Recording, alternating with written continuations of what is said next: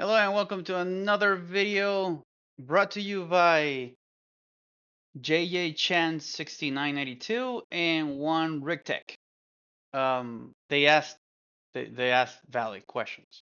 Like I'm the dumbass here. One is JJ Chan saying 40 FPS on a 5090. Bro, what the hell? And at that, like a couple hours later, I noticed that I remember on my last video, this one, the KDE versus Gnome. I forgot to mention that this specific DLSS was using DLA, not DLSS quality, which is completely different. It's like 2 times more FPS. I wasn't aware of that, and also I didn't even know that DLA was so heavy. Okay, I'm just learning that it's native 4K DLSS, whatever, dude.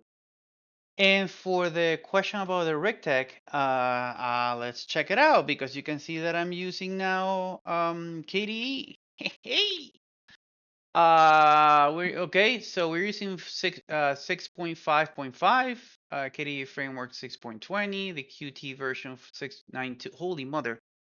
I actually coded in Qt Creator several years ago, and we're using the kernel 6.17 just in case. And here's all the hardware and crap. Why did the mouse become so big? He says here that I still get the idea that Cache OS, it's not an idea, Ricktech. Actually, Cache OS, I know that because it has a much better updated kernel, it's gonna have better performance. It has to have better performance, FPS, and all that. And all the tweaks that they did in the kernel too, and all the tweaks that they did probably at the driver level and other system files and stuff like that, you have to be noticing better FPS performance than Ubuntu. Yeah, that's right. Once Ubuntu 26.04 comes out, they'll most likely be at the same FPS performance or very, very similar because at that time, both would be using the latest kernel with the latest stuff. But what you're saying is here is correct. So the latest kernel right now is 6.18, and I'm using 6.17. So you immediately need to be something. You need to be having better FPS there in regards to that. Um, do know that there's a couple of really high senior developers that focus on performance on Ubuntu. Uh, Vong is one of them. So there's a couple more, but they do extreme, very important optimization on Ubuntu. With that said, I still feel that CachyOS is, if it's only for gaming, great. It's gonna have better gaming, all this stuff. Okay. In my case, I use MySQL, PostgreSQL, MongoDB, PHP. I'm studying Rust. Work-related stuff, and I can. It's not just. It should be just a gaming rig, but I use it for teaching other developers about Linux. That's why it has so much RAM. No software is going to use that much RAM. So for virtualization purposes, before I was using VirtualBox, and now I'm using KVM and stuff like that. So I like KDE Neon. Yes, buddy. I know it's more up to date and it's much more beautiful. I can't say like all you guys take this, take that, take my money.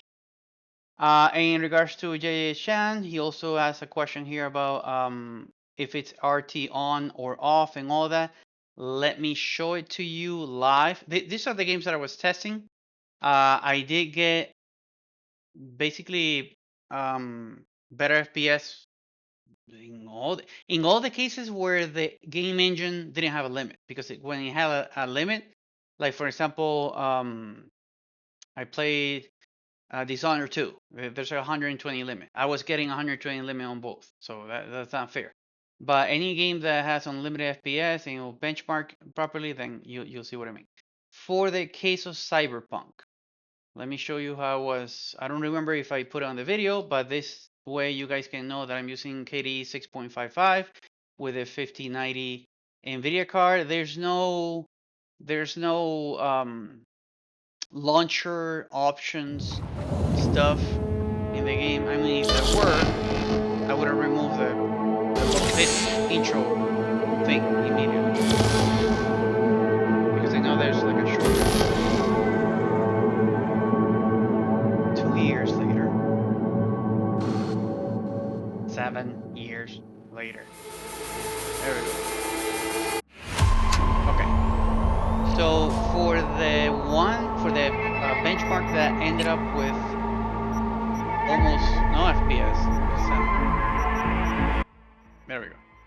I was using it like, well, go. Okay, here you can see it. And actually, here it is, DLA. I didn't do this, which is the one that gives you 80 FPS or more.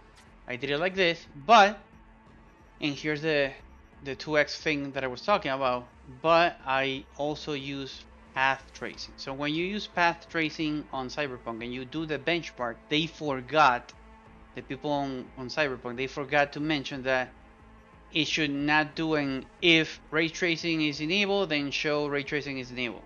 They should have included path tracing. Path tracing is much heavier than ray tracing by a lot. Like this is just a ray tracing killer. So why am I doing this? Because one, this is a 5090.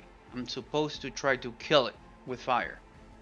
Okay, so I mean, I'm pretty sure if I remove path tracing and just enable ray tracing, we're gonna have much better results. It's very hard to find a YouTube video, but that's why I'm showing you this, so you can compare a Windows 5090, 5090 card at 4x using Nvidia DLA with frame generation like this, with path tracing, and do note that I actually modify a couple of things here. Screen space reflection is on psycho because I'm psycho. Crappy joke. Well, you can actually see everything here, how I have it. Normally when I play the game, if I have the time to play the game, I disable this one, and I think motion blur too, because gives me fatigue or something. And that's why you saw the 40 FPS. You're seeing the 40 FPS with me trying to make it as worse as possible. I could drop this and just see even worse, but yeah, I saw a couple, maybe 2 videos that actually during their benchmark they had the LLA and 2x here, and they had path tracing, but they didn't have the cycle here. At least that's the closest that I found, and they had 42 FPS on Windows. 42 FPS, 40, 43, 44. In our case, we got 40, which means that at least at that point, Linux is close to the Windows equivalent until the 5095 of Nvidia comes out with the whole, changing the buffer to the head, the heap on the Vulkan, and that's just gonna boost the crap out of all the DirectX 12 games. So that's what I was doing here in regards to that benchmark that you saw in the one that you commented. Yeah, so our RTX was off, path tracer was on, and a lot of crap was happening. With FrameGen on, so 40 the base FPS, or is the base FPS 20? I'm not gonna test it right now because I gotta go, but yeah, I would guess that if we disable the FrameGen, we're gonna get with DLA enable, we're gonna get something like 20. Yeah, you're right there. So, and I don't know if it's Nvidia, I don't know if it's Proton related, I don't even know if it's the game engine. Sometimes I feel like it's the game engine. Like it's not the same quality of developers that were developing games 15 years ago as compared to the current one where they just tell Unity, for example, or CryEngine or whatever, do this. We're not going to do any optimizations because the engine is going to do it by themselves, and you get what you get. That's how Cyberpunk was launched, and we all know what happened in the beginning. That's how many games are launching. They just launch the crap and then they fix it later. Instead of quality, it's more quantity. Um, yeah, so that's it. So if you have any more questions, I'll create the